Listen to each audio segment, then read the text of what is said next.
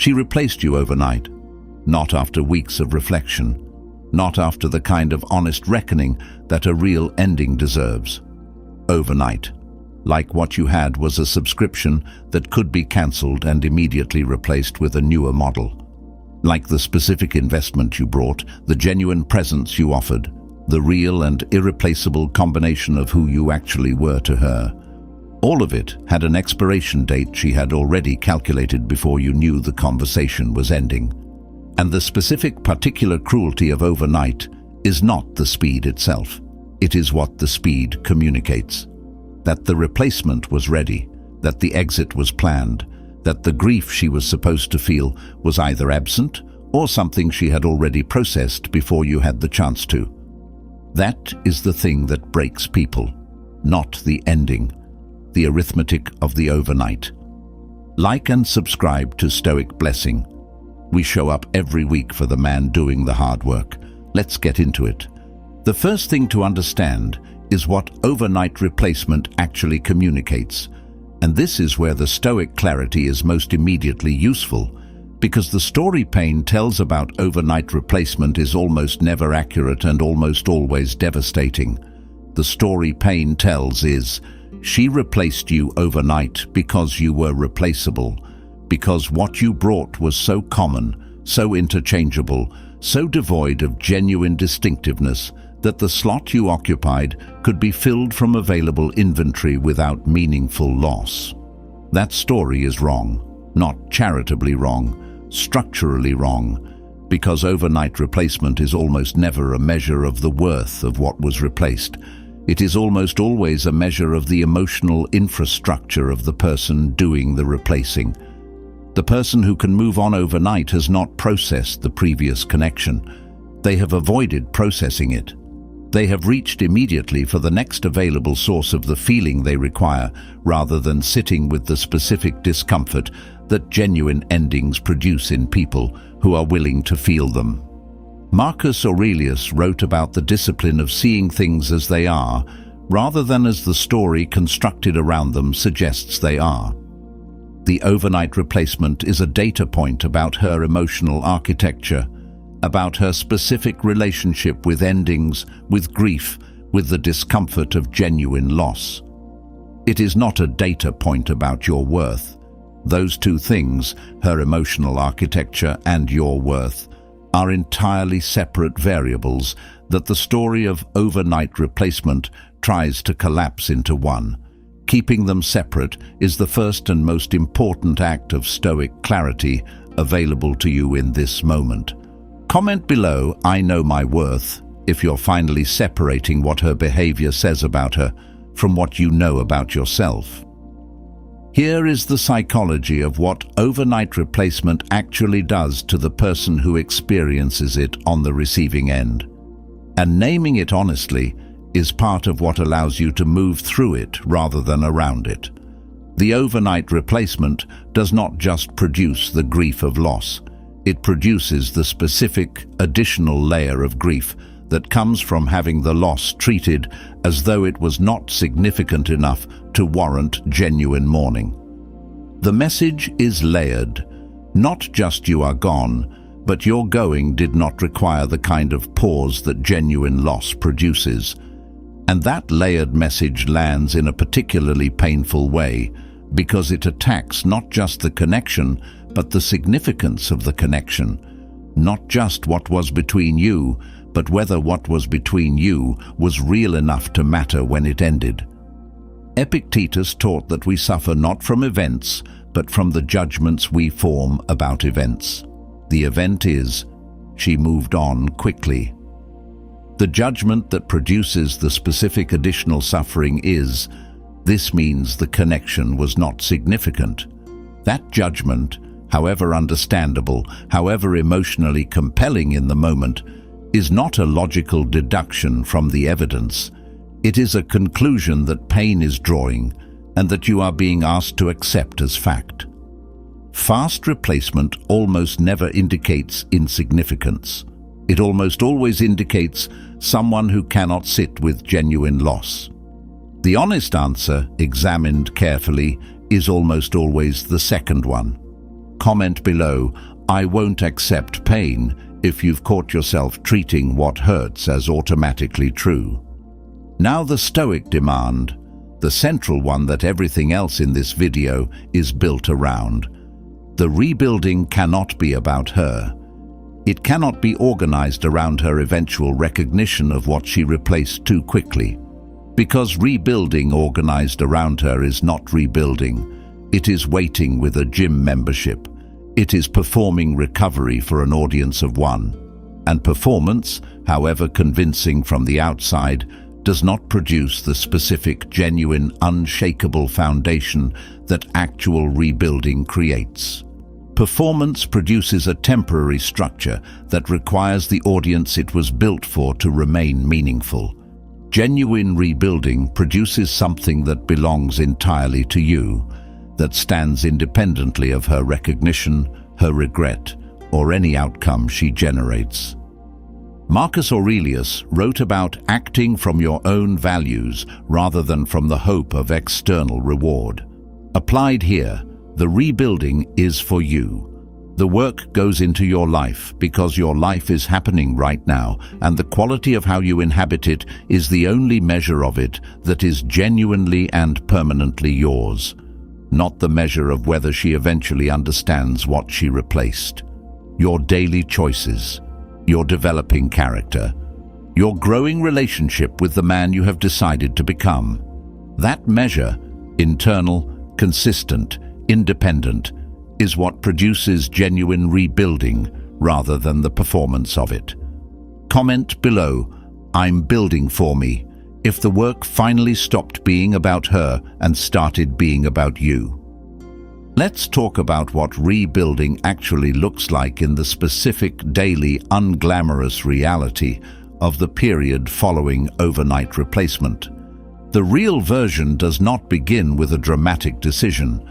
It begins with a morning, a specific ordinary morning where the first choice available is whether the first investment of the day goes toward your own life or toward the management of hers. That choice, made in favor of your own life, made consistently across days and then weeks, is the beginning of genuine rebuilding. Not because any single morning changes anything dramatically, because the accumulation of mornings in which you consistently chose your own life gradually, irreversibly shifts the center of gravity of your daily existence from her to you.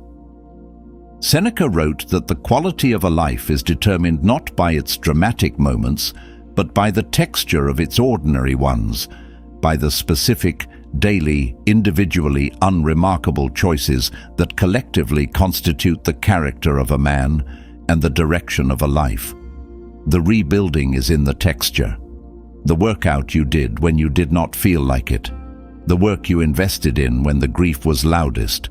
The evening you spent in honest self-examination rather than in the anxious analysis of her social media. Each of these things is unremarkable in isolation. Collectively, accumulated over the days and weeks of genuine rebuilding, they produce something no overnight replacement can produce in reverse. The specific, solid, earned through living knowledge of a man who showed up for himself when it was hard. Comment below, "I showed up for myself," if the rebuilding happened in the ordinary days, not in a single dramatic moment. Here is what the Stoic philosophy says about the specific emotional experience of being replaced overnight. The Stoic response is not indifference. It is not the performed equanimity of a man who has decided that feeling nothing is the safest available posture. It is the specific, mature, genuinely practiced capacity to feel what is real, to acknowledge the pain of what happened with complete honesty, and then to make a deliberate choice about what that pain is for. Because pain, in the Stoic understanding, is not an end. It is a beginning. It is the specific signal that something important has been lost or damaged, and its purpose is to point toward what needs to be rebuilt, examined, or released. Pain that is felt honestly and then directed toward genuine growth is medicine. Pain that is avoided or directed outward as resentment is poison. Marcus Aurelius did not pretend his difficulties were not difficult. He wrote about them honestly in the private journals that were never meant to be read. What he did with the difficulty, the specific, deliberate, daily practice of asking what the difficulty was pointing toward and what it required of him, is what made him who he was. The overnight replacement is pointing toward the specific gaps in your own foundation that it exposed, the places where your sense of worth was resting on her continued presence. Those gaps are not evidence of inadequacy. They are honest, practically useful information about what the rebuilding most needs to address. Comment below, "I'm using the pain," if you've decided to let what hurt become what builds you. Let's get specific about the version of yourself that the rebuilding is producing. The rebuilt version is not the impressive version. It is not the version that has optimized every visible dimension to the point where the overnight replacement becomes visibly regrettable to its author. That version is a performance. It requires her gaze to feel meaningful. It is built facing her. The rebuilt version the Stoics were pointing toward is built facing forward, built from your own values, in service of your own becoming, measured by your own daily accounting, rather than by any external assessment of the results. That version is not more impressive. It is more real, more honest, more specifically and authentically inhabited. That version does not need the overnight replacement to be regretted in order to feel like enough. It does not need the new connection to fail in order to feel vindicated. It does not need any external story to resolve in a particular way in order to remain solid. It is solid because the man inside it has done the specific, daily, imperfect, genuine work of becoming solid, of building the inner citadel that Marcus Aurelius described, brick by brick, in the ordinary and unglamorous practice of showing up for his own life, even when it was the harder and lonelier choice. Comment below, "I'm building," if the version you're becoming has everything to do with your direction and nothing to do with her reaction. Here is the honest conversation about what you do if she comes back. The man who has done the genuine rebuilding does not respond to her reach back the way the man who was waiting responds.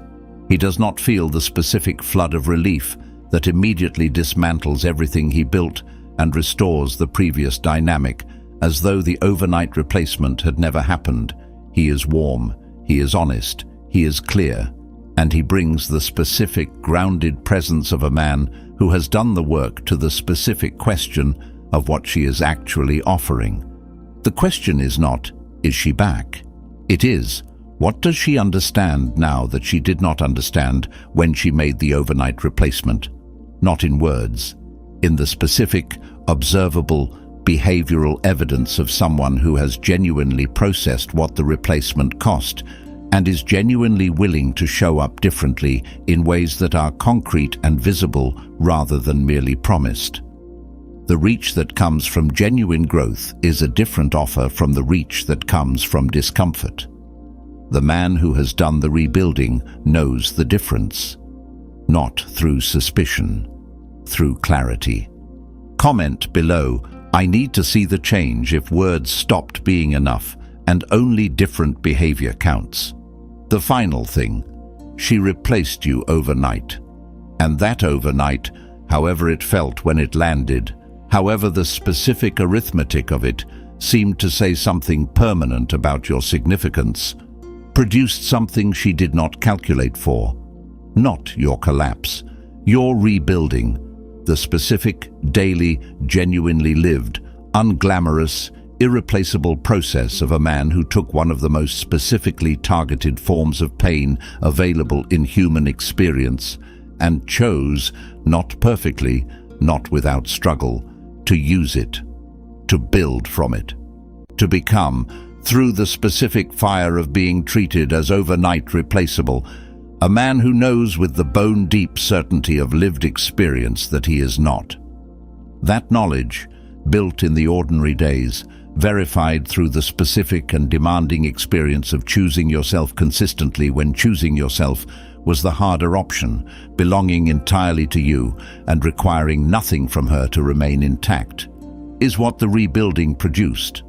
Not a better external presentation, not a more impressive visible result, a more genuinely inhabited, more honestly self-possessed, more specifically and authentically yourself version of the man who went into this experience uncertain of his own significance.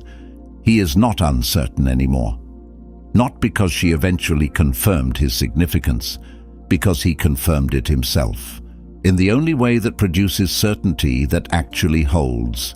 Like and subscribe to Stoic Blessing. Stay grounded. Stay whole, stay unbreakable.